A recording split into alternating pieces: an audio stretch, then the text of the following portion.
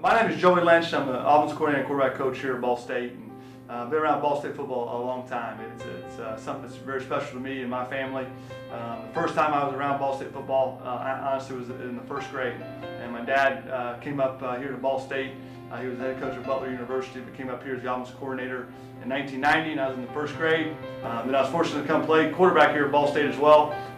When I was here, Brady Hoke was my head coach. I played from 2002 to 2006, and then got into college coaching.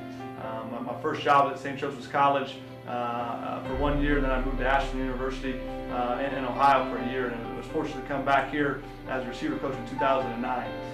So honestly, all but 4 years of my life since the first grade, I've been part of Ball State football in some way, shape, or form. I absolutely love, not only being able to coach at my alma mater and the university I went to, but in the hometown I grew up in. And so many of my friends and people that have been influential in my life are still in this town.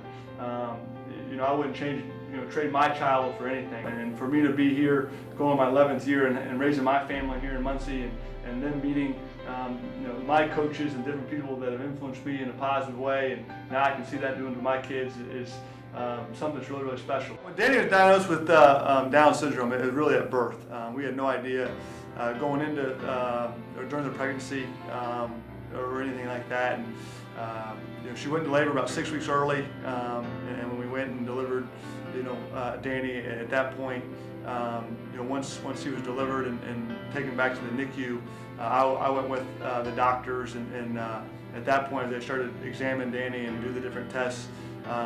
Pretty quickly they informed me that they thought Danny had Down syndrome. Danny's always around the football team and loves being a part and loves people, and our players really embrace him. So he's out of practice a lot and different functions, and he's the first one to give him a high five or give him a hug or whatever it might be. But he's a very competitive kid. He loves sports, so he loves coming out. When he is out there, oftentimes he thinks he's a coach and likes to act like he's coaching the guys and everything else. But it's pretty neat when practice is over or we're done with our drills or whatnot.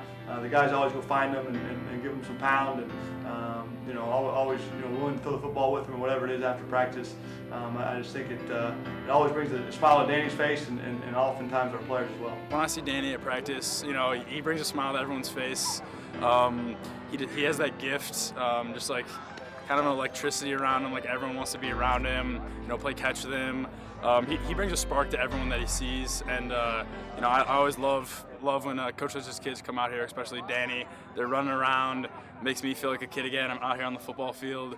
It goes well together, and just it makes you want to have fun, and it helps you have a better day. It's not just in the practice field. Oftentimes we have our players over for meals, different times of the years, and those guys being around, and it's just kind of cool that how they interact with them, and they're almost like big brothers to them. And anytime that he can be around our football players, puts a smile on his face, and just how welcoming they are, to be honest with you.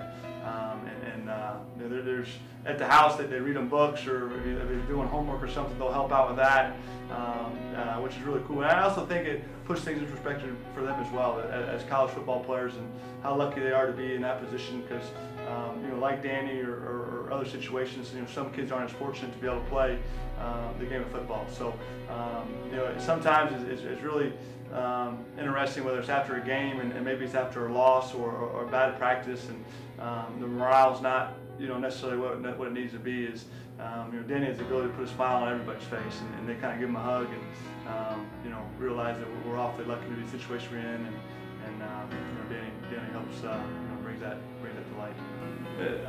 Honestly, it's the best blessing that me and my wife and my entire family could ever have. And I know sometimes when a situation like that comes about, people might not think you're telling the truth, or you honestly feel that way. But blessings come in all different shapes and forms, and he's unbelievable. Just the way he interacts with his brothers and sisters, and what he does when he walks into a room, and it's just something that embrace it and thank the Lord that you're going to have that opportunity to raise someone with special needs, because they can teach all of us so much when you really step back and watch how they interact and how they do things on a daily basis.